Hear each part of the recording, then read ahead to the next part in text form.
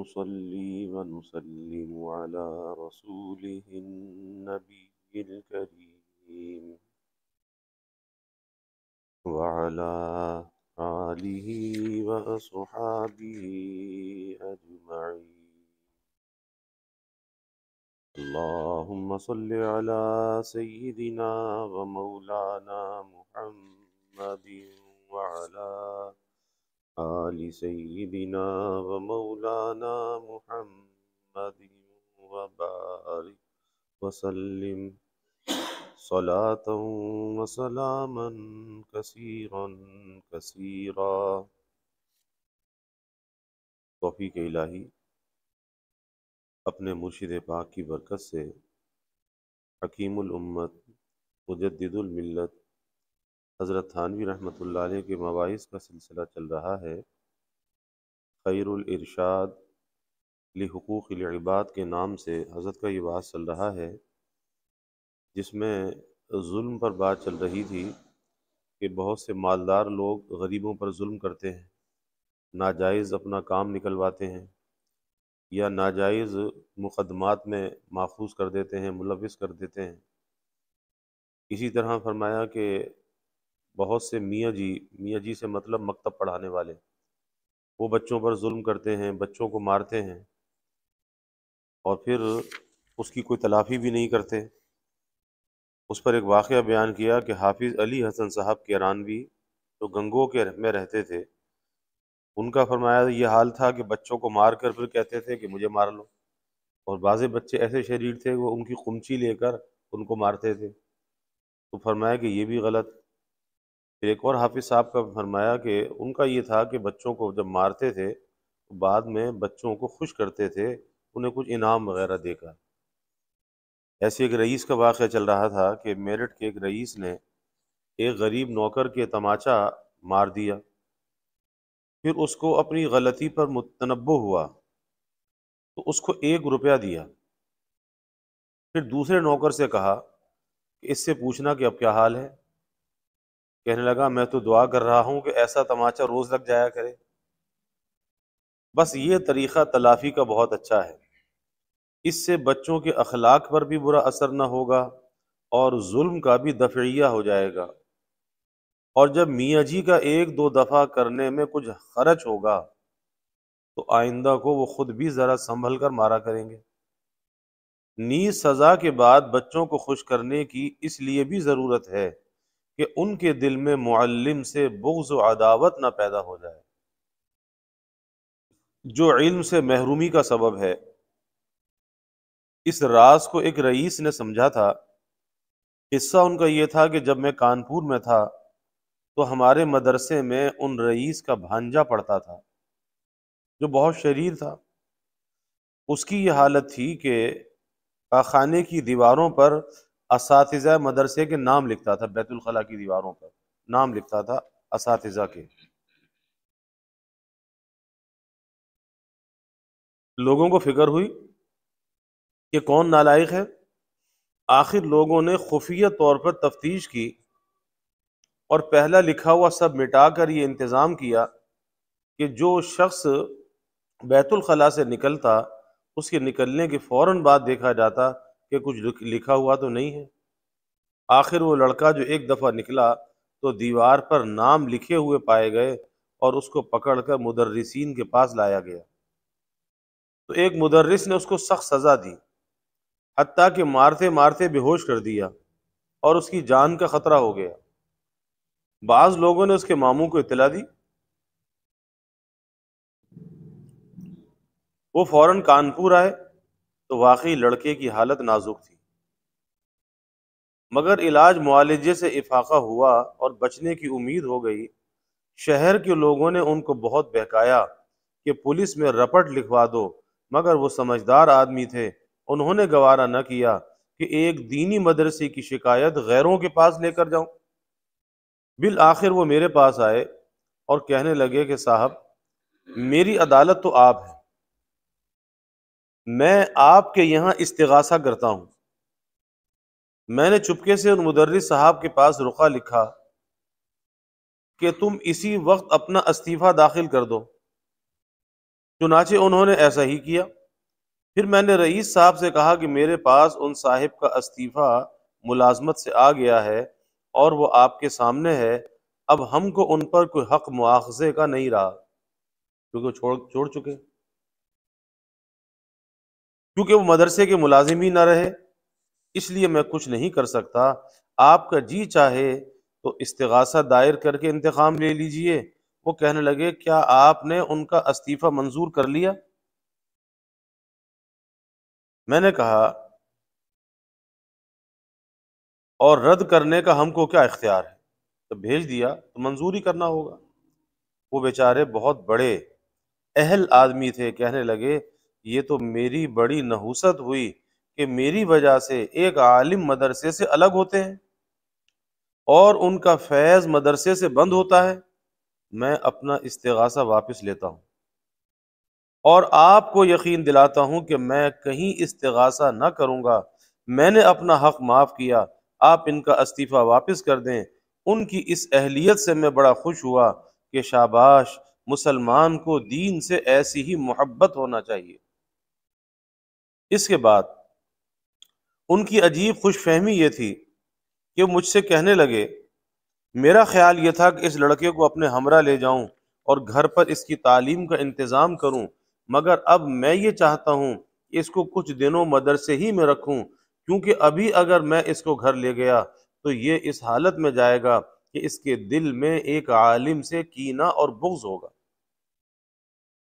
اور یہ اس کی آخرت کو مضر ہوگا۔ یعنی کتنی طبیعت میں سلامتی ہے، یہ اس کی آخرت کو مضر ہوگا، اس لیے چند روز اس کو مدرسے ہی میں رکھا جائے اور انہی حضرت کے سپرد کیا جائے جنہوں نے اس کو مارا تھا، اور ان سے کہہ دیا جائے کہ اب اس کے ساتھ شفقت اور ملاطفت کا ایسا برتاؤ کریں جس سے اس کے دل سے ان کے لیے جو خار ہے، نفرت ہے، وہ نکل جائے اور ان سے اس کو محبت ہو جائے۔ پھر میں اس کو گھر بلا لوں گا۔ واقعی اس شخص کی سلامت فطرت پر میں حیران رہ گیا اور بے ساختہ میرے دل سے ان کے لیے دعا نکلی، اور اس وقت ہی سے میری سمجھ میں یہ تدبیر آئی کہ بچوں پر زیادتی ہو جائے تو اس کی تلافی اس طرح کرنا چاہیے۔ دیکھیے بعض دنیا دار بھی کیسی سمجھ کے ہوتے ہیں۔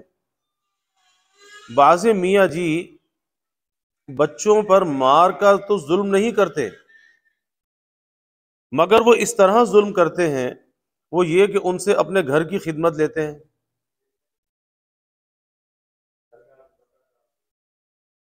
کہیں پانی بھرواتے ہیں، کہیں آٹا پسواتے ہیں، کبھی مٹی ڈلواتے ہیں، اور یاد رکھو والدین کی اجازت کے بغیر نابالغ بچوں سے ایسی خدمت لینا جائز نہیں۔ بعض میاں جی یہ کرتے ہیں کہ گرمیوں کی دوپہر میں خود تو سو رہتے ہیں اور بچوں سے پنکھا جھلواتے ہیں۔ پہلے پنکھا ہوتا تھا وہ رسی سے کھینچنے والا، بچے کو بٹھا دیا، بچہ کھینچ رہا ہے، یہ کتنا بڑا ظلم ہے۔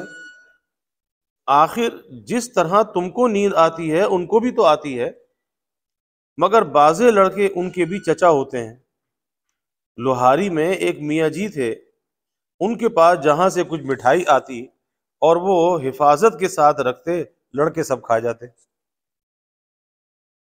اور کوئی ثبوت ہوتا نہ تھا۔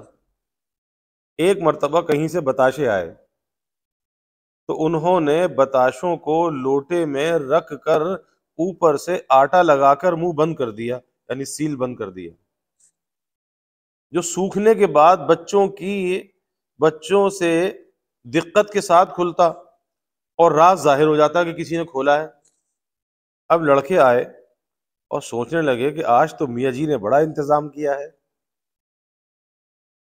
اگر منہ کھولتے ہیں تو پتہ چل جائے گا۔ ایک لڑکے نے کہا کہ میں اس کی ترکیب بتاتا ہوں کہ اس کی ٹوٹی سے پانی ڈالو، اس سے بتاشے کھل جائیں گے، پھر شربت کو سب پی جاؤ۔ چنانچہ ایسا ہی کیا اور لوٹا بند کا بند رہا۔ اب جو میاں جی نے کسی دن خوش اس کے منہ کو کھولا تو وہاں تو کچھ بھی نہ تھا۔ تو بعض لڑکے ان میاں جیوں کی بھی خوب گت بنا دیتے ہیں، مگر اکثر یہی زیادتی کرتے ہیں بعض میاں جی دوسروں کا کام بھی بچوں سے لیتے ہیں، مثلاً کوئی مر گیا تو اس کا تیجہ بچوں سے پڑھواتے ہیں اور بعض میت کے گھروں پر بھی بھیج دیتے ہیں۔ کانپور میں یہ رواج تھا کہ بچوں کو تیجے کے لیے لے جاتے تھے، میں نے روک دیا کہ بچے مدرسے میں تیجے کے واسطے نہیں آتے بلکہ نتیجے کے واسطے آتے ہیں، تیجے کے واسطے نہیں بلکہ نتیجے کے واسطے آتے ہیں، یہاں سے اس کام کے لیے کوئی نہ جائے گا۔ تب یہ سلسلہ بند ہوا۔ غرض بچوں سے ایسا خدمت لینا جائز نہیں جس میں والدین کی رضا نہ ہو، اور اگر رضا بھی ہو تو جو خدمت بچوں کی طاقت سے باہر ہو یا خدمت خلاف سنت ہو، جیسے تیجے کے دانے پڑھوانا، تو وہ بھی جائز نہیں۔ میاں جیوں کو اس کا خیال رکھنا چاہیے۔ ایک طبقہ اور ہے جو بچوں کی جان و مال پر ظلم کرتا ہے، وہ رسمی مشائخ کا طبقہ ہے۔ یہ تو مریدوں کو اپنی ملک سمجھتے ہیں اور ان سے آئے دن فرمائشیں کرتے ہیں، کبھی پاؤں دبواتے ہیں، کبھی پنکھا جھلواتے ہیں، کبھی کہتے ہیں کہ اب کے آؤ تو انگور لانا، بازے گھوڑے کے لیے گھاس منگواتے ہیں اور ایسی خدمتیں لیتے ہیں جو اکثر ان پر بار ہوتی ہیں۔ یاد رکھو یہ بھی جائز نہیں ہے۔ کہ صحیح مخلص مرید ہو، از خود اس سے کوئی فرمائش نہ کرنا چاہیے، ورنہ تمہاری وہ حالت ہوگی جیسے ایک مرید نے کہا تھا کہ میں نے خواب میں دیکھا ہے، اپنے پیر سے کہا کہ میں نے خواب میں دیکھا ہے کہ آپ کی انگلیاں تو شہد میں بھری ہوئی ہیں اور میری انگلیاں پیخانے میں۔ وہ بڑے خوش ہوئے، کہنے لگے کیوں نہ ہو، بحمداللہ ہم پاک صاف ہیں اور تم دنیا دار گندگیوں سے بھرے ہوئے ہو۔ کہنے لگے حضور یہ تو سچ ہے مگر ابھی خواب پورا نہیں ہوا، پھر میں نے یہ دیکھا کہ آپ کی انگلیاں میں چاٹ رہا ہوں اور میری انگلیاں آپ چاٹ رہے ہیں۔ اب تو وہ بڑے جھلائے کہ نالائق ہے، مردود ہے۔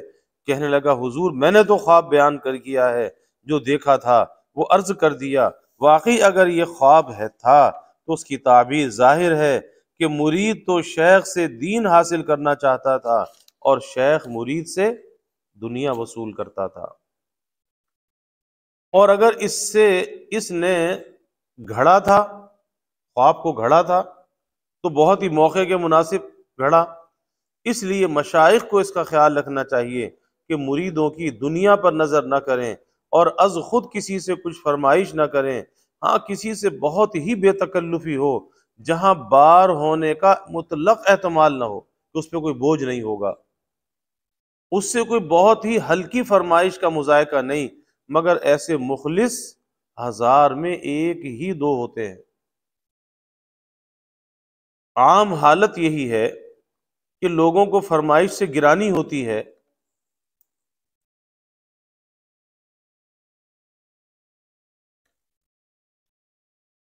بلکہ خود ہدایا میں بھی جن کی خود فرمائش بھی نہیں کی جاتی، خلوص و محبت کی رعایت سخت ضروری ہے۔ ہر وقت ہدیہ قبول کرنے کو تیار نہ بیٹھے رہا کریں، کیونکہ بعض لوگ محض اس خیال سے ہدیہ دیتے ہیں کہ اگر نہ دیں گے تو شیخ کو یہ خیال ہوگا کہ اس کو ہم سے محبت نہیں، یا دوسرے یہ سمجھیں گے کہ اس کو تعلق نہیں، اور ظاہر ہے کہ اس صورت میں خلوص کہاں؟ خلوص و محبت کے تو معنی یہ ہے کہ ہدیہ دینے والا دنیا کی غرض تو کیا، آخرت کی غرض بھی مقصود نہ ہو، یعنی ثواب کا بھی قصد نہ ہو، کیونکہ ثواب کے لیے کچھ دینا صدقہ ہے، ہدیہ نہیں ہے۔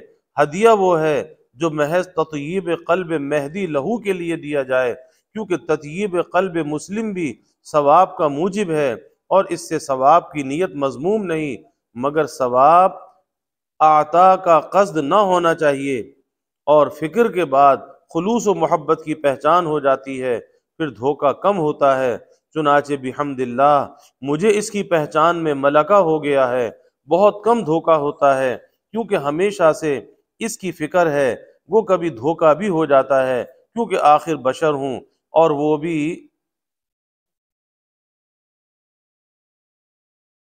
بھی با جارہ کے ساتھ، نہ کہ فا فعل کے ساتھ۔ مگر ایسا شاذ و نادر ہوتا ہے، میرے پاس آج کل ہی میں 3 خط آئے اور تینوں ساتھ ہی آئے اور ایک ہی جگہ سے چلے ہوئے تھے، غالباً بہار کی طرف سے آئے تھے، ایک صوبہ ہے بہار، اور تینوں کا طرز خط بھی یکساں تھا۔ ایک خط میں لکھا تھا کہ میں 150 روپیہ ہدیتاً بھیجنا چاہتا ہوں جس کے لیے اجازت کا طالب ہوں، دوسرے میں 118 روپے لکھے تھے اور تیسرے میں شاید صرف 18 تھے۔ مجھے ایک ہی دن میں 3 خطوں کے آنے سے شبہ ہوا، پھر مضمون اور رسم الخط یکساں دیکھ کر یہ شبہ قوی ہو گیا کہ شاید ان سب میں کچھ مشورہ ہوا ہے، یا ایک ہی شخص نے نام بدل کر 3 خط بھیجے ہیں۔ اب میں بڑا پریشان ہوا کہ کیا جواب دوں۔ اگر منظور کر لوں کہ ہاں بھیج دو، تو اس کے ساتھ یہ شبہ لگا ہوا تھا کہ شاید یہ محض باہمی مشورہ اور ان لوگوں کو امتحان مقصود ہو جو اس جواب سے دین کی سبکی ہوگی، اور اگر انکار کروں تو شبہ تھا کہ شاید ان لوگوں نے خلوص سے لکھا ہو، سو محض اپنے گمان پر میں مخلصین کی دل شکنی کیسے کروں؟ پھر گمان بھی اتنا ہی ہوا تھا کہ شاید باہم مشورہ ہوا ہے، سو مشورے میں بھی خلوص ہو سکتا ہے۔ ممکن ہے یہاں کسی طالب علم کو یہ شبہ پیدا ہوا ہو کہ جب عدم خلوص کا علم نہ تھا تو قبول کرنا حلال تھا۔ ہاں بے شک یہ صحیح ہے، مگر جب تھوڑی سی کوشش سے علم ہو سکے تو پھر سستی کیوں کر جائز ہوگی؟ بات یہ ہے کہ باہم مشورے میں وہ خلوص ہو سکتا ہے، مگر بعض دفعہ ایسا بھی ہوتا ہے کہ ایک کی رائے ہوتی ہے اور ایک کی نہیں ہوتی، وہ محض شرما شرمی سے شریک ہو جاتا ہے کہ چلو بھی میں بھی کچھ بھیج دوں، اور یہی اغلب و اکثر ہے۔ مشورے میں سب کا خلوص نادر ہے، تو اس کا احتمال کے قوی ہوتے ہوئے ان ہدایات کا مطلقاً قبول کر لینا کیوں کر جائز ہوتا، اور ترجیح کے لیے کسی مرجع کی ضرورت تھی۔ یہاں مرجع کوئی تھا نہیں، کیونکہ میں ان کاتبین میں سے کسی سے بھی واقف نہ تھا، اس لیے میں نے اس شبے کے زائل کرنے کی تدبیر سوچی، اور جو شخص اللہ و رسول صلی اللہ علیہ وسلم کی اتباع کرنا چاہتا ہے حق تعالیٰ اس کی امداد فرماتے ہیں۔ چنانچہ اللہ تعالیٰ نے میری امداد فرمائی، اور یہ دل میں آیا کہ ابھی نہ اقرار کرنا چاہیے نہ انکار، بلکہ ان لوگوں سے استفسار کرنا چاہیے کہ مجھ کو یہ شبہ ہوا ہے کہ آیا یہ صحیح ہے یا نہیں۔ اس کے بعد جو کچھ جواب آئے گا اس سے اصل حقیقت معلوم ہو جائے گی۔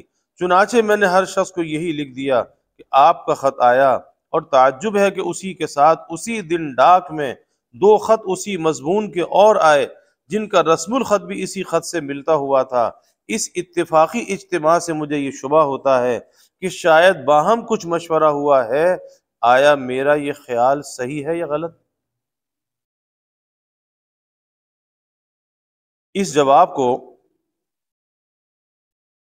لکھے ہوئے تقریباً 10-12 دن ہو گئے، مگر آج تک بھی ان کا خط نہیں آیا۔ بس سب خاموش ہو کر بیٹھ رہے۔ میں نے خدا تعالیٰ کا بہت شکر ادا کیا کہ اس نے دنیا داروں کی چالاکی و تحقیر سے بچا لی۔ اور صاحب ہماری عزت تو کیا چیز ہے؟ ہماری عزت تو کیا چیز ہے مگر اہل علم کی حرص وغیرہ سے لوگ دین اور علم کو ذلیل سمجھنے لگتے ہیں۔ بس مشائخ کو اس میں بہت احتیاط کرنا چاہیے، اور بدون سوچے سمجھے ہر ایک کا ہدیہ قبول نہ کیا کریں۔ نہ اپنے مریدوں کو اس کا عادی کرنا چاہیے کہ وہ بالالتزام ہدیہ لے کر نہ آیا کریں، کیونکہ التزام میں خلوص نہیں رہتا۔ اور یہ جو مشہور ہے کہ خالی جاوے خالی آوے، اس کا مطلب یہ ہے کہ جو خلوص سے خالی جائے وہ فیوض سے خالی آئے۔ یہ مطلب نہیں کہ جو فلوس سے خالی جائے وہ بھی محروم ہی آتا ہے، ہرگز نہیں۔ اور اگر کسی کو ایسا ہی التزام کا شوق ہے تو اس کی صورت یہ ہے کہ اس کا اہتمام نہ کرے کہ ہر دفعہ بڑھیا چیز ہی لے جائے، بلکہ کبھی کبھی معمولی چیزیں بھی لے جایا کرے۔ مثلا مسواک لے گئے، یا 1-2 پیسے کی روشنائی ہی لے گئے، پہلے وہ قلم دوات ہوتی تھی، یا 1-2 قلم لے گئے، کبھی 2-4 خوشبودار پھول لے آئے وغیرہ وغیرہ۔ بزرگان سلف ایسا ہی کیا کرتے تھے کہ جب ہدیے کا شوق ہوا تو جو چیز بھی ملی خواہ وہ کیسی ہی معمولی ہو وہی لے گئے، اور اس کے لیے اہتمام اور تکلف نہ کرتے تھے۔ ہمارے حضرت حاجی صاحب رحمۃ اللہ علیہ فرماتے تھے کہ ایک بزرگ دوسرے بزرگ سے ملنے گئے، راستے میں خیال ہوا کہ کچھ ہدیہ لے چلنا چاہیے، کوئی دوسرا ہوتا تو گھر واپس آتا، مگر انہوں نے یہ کیا کہ جنگل میں سے کچھ سوکھی ہوئی لکڑیاں اٹھا لی اور لا کر ان بزرگ کے سامنے رکھ دیا کہ یہ لکڑیاں حضرت کے لیے پانی گرم کرنے کو لایا ہوں۔ وہ بزرگ اس ہدیے سے بڑے خوش ہوئے اور اس کی ایسی قدر کی کہ فوراً اپنے خادم کو بلایا اور کہا کہ لکڑیاں بہت حفاظت سے رکھو، جب ہم مر جائیں تو ہمارے غسل کے لیے اس سے پانی گرم کیا جائے، امید ہے کہ حق تعالی اس ہدیہ حلال و خالص کی برکت سے میری مغفرت فرما دیں گے۔ سبحان اللہ، کیسے قدردان لوگ تھے۔ لو اس طرح اگر التزام بھی کرو تو کچھ مذائقہ نہیں، اگر گھاس پھوس نہ ملے تو کم از کم 2-4 مٹی کے ڈھیلے ہی استنجے کے لیے لے جاؤ، اور اگر یہ خیال ہو کہ ایسے حقیر ہدیے سے شیخ ناخوش ہوں گے اور اس کی قدر نہ کریں گے تو یاد رکھو کہ ایسا شخص شیخ بنانے کے قابل نہیں، کہ جس کو خلوص کی قدر نہ ہو اور فلوس ہی کی قدر ہو۔ صاحب تم کر کے تو دیکھو، محبت کی قدر ضرور ہوتی ہے، چاہے ہدیہ ظاہر میں قلیل ہی ہو، اور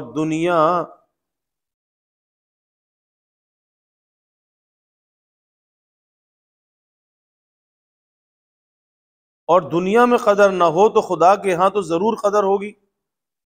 حضرت سلطان نظام الدین رحمت اللہ علیہ نے حضور پر نور صلی اللہ علیہ وسلم کی روح پرفتوح کو ثواب پہنچانے کے لیے کھانا پکوایا تھا۔ ماشاء اللہ سلطان جی کے یہاں شاہانہ انتظام تھا، بڑے عمدہ عمدہ کھانے پکوائے تھے، کیونکہ حضور صلی اللہ علیہ وسلم کے ہدیہ ثواب سے زیادہ اور کس چیز میں وہ خرچ کرتے۔ کھانا تیار ہو گیا تو خدام نے اجازت چاہی کہ اس کو اٹھا کر تقسیم کر دیا جائے، تو سلطان جی نے فرمایا کہ ابھی ذرا ٹھہرو، پھر کچھ دیر کے بعد پوچھا تو فرمایا کہ ابھی ٹھہرو، کچھ دیر کے بعد فرمایا کہ اب تقسیم کرو۔ کسی خادم نے وجہ پوچھی کہ آپ کو کس کا انتظار تھا، پہلے بار بار انکار کیوں تھا اور اب اجازت کیسے دے دی؟ فرمایا کہ اس وقت میرے بھائی علی احمد صابر نے بھی حضور صلی اللہ علیہ وسلم کی روح پرفتوح کو ثواب کے لیے بھنے ہوئے چنے تقسیم کیے تھے، تو میں نے دیکھا کہ حضور صلی اللہ علیہ وسلم ہمتن ادھر متوجہ ہیں، تو ایسی حالت میں میں نے اپنا کھانا تقسیم کرنا نہیں چاہا، بلکہ میں نے یہ چاہا کہ ذرا حضور صلی اللہ علیہ وسلم ادھر متوجہ ہوں تو پھر کھانا اٹھواؤں۔ تو دیکھیے حضور صلی اللہ علیہ وسلم کو حضرت صابر کے چنے اس قدر محبوب تھے کہ آپ ہمتن اس طرف متوجہ تھے، حالانکہ حضرت سلطان جی رحمت اللہ علیہ کے کھانے ظاہر میں ان سے بہت بڑے ہوئے، مگر چونکہ حضرت صابر رحمت اللہ علیہ کے پاس زیادہ سامان نہ تھا، انہوں نے ساری عمر گولر اور درخت کے پتے کھا کر ہی گزار دی تھی، حتیٰ کہ چند سیر سے زیادہ اناج عمر بھر میں بھی ان کے پیٹ میں نہیں پہنچا۔ واقعی بڑے صابر تھے، تو حضور صلی اللہ علیہ وسلم کو ان کا قلیل ہدیہ ہی دوسروں کے ساز و سامان سے زیادہ عزیز تھا۔ مگر آج کل لوگ یہ سمجھتے ہیں کہ جیسا ہدیہ ہوگا ویسا ہی ثواب ہوگا، اگر ہدیہ قلیل ہو تو ثواب بھی قلیل ہوگا۔ صاحبو یہ صحیح نہیں، بلکہ وہاں تو خلوص کو دیکھا جاتا ہے، اگر ہدیہ قلیل ہو مگر خلوص زیادہ ہو تو ثواب زیادہ ملے گا، اور ہدیہ زیادہ ہو اور خلوص کم ہو تو ثواب کم ہوگا۔ البتہ اگر دونوں زیادہ ہوں، خلوص بھی اور ہدیہ بھی، تو بے شک یہ تو نور علی نور ہوگا۔ ہاں اس کے بعد پھر اس کو بھی دیکھا جاتا ہے کہ جس نے زیادہ دیا ہے وہ صاحب وسعت ہے، اور جس نے کم دیا ہے وہ صاحب وسعت نہیں، تو جو باوجود خلوص میں برابر ہونے کے بھی کم وسعت والے کا ہدیہ صاحب وسعت کے ہدیے سے بڑھ جائے گا۔ بعض لوگوں میں ایک غلطی اعتقادی یہ بھی ہے کہ ثواب کو نوعیت میں بھی کھانے کے مافک سمجھتے ہیں، چنانچہ شیر خوار بچوں کے لیے ایصال ثواب میں دودھ دیتے ہیں، گوشت نہیں دیتے، یہ سمجھتے ہیں کہ ان کے دانت کہاں ہیں جو گوشت کھائیں۔ اسی طرح شہداء کو سبیل میں شربت کا ثواب پہنچاتے ہیں کیونکہ وہ پیاسے شہید ہوئے تھے۔ اس میں علاوہ اس اعتقادی غلطی کے دوسری غلطی یہ بھی ہے کہ گویا ان کے نزدیک شہداء اب تک پیاسے ہی ہیں۔ نعوذ باللہ۔ اے صاحب، انہوں نے تو مرتے ہی جنت کا ایسا شربت پیا ہوگا کہ جس سے عمر بھر بھی پیاس نہ لگے۔ اس کے متعلق خیر آباد کے ایک بزرگ کا قصہ مشہور ہے کہ ان کے نزدیک مرید نے زندگی ہی میں ان کی فاتحہ کی تھی۔ جب وہ فاتحہ دلا کر ان سے ملنے آیا تو فرمانے لگے کہ بھائی ذرا فاتحہ دیتے ہوئے گرم ٹھنڈے کا تو خیال کر لیا کرو، تم نے فاتحہ میں فیرنی ایسی جلتی ہوئی دی کہ اب تک میری زبان میں چھالے پڑے ہوئے ہیں۔ حالانکہ مرید نے اپنے گھر پر فاتحہ دی تھی، مگر وہ جلتی جلتی ہی فقیروں کے منہ میں سے پیر صاحب کے منہ میں پہنچ گئی۔ ہمیں یہ قصہ گڑھا ہوا معلوم ہوتا ہے۔